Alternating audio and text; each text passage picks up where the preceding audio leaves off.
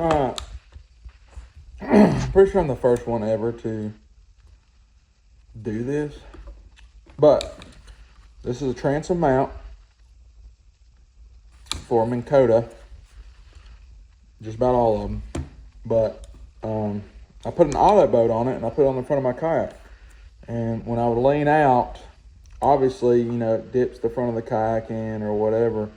And I just wanted to be able to have a pull cord to release the kayak or the trolling motor whenever I was sitting down, and, you know, hook my gaff or something around it and pull it back up when I released it with a pull string. And this is what I come up with.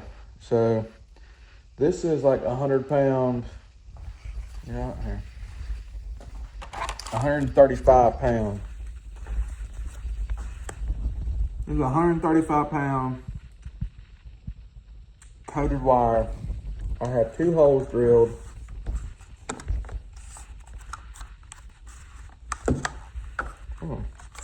Hard to do one-handed here. I got 2 holes drilled, the cable ran up and over, and 2 stopper bolts to stop this plunger from coming down too far.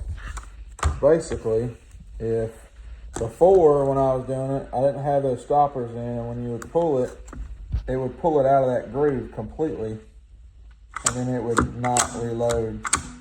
So I had to put stops in there.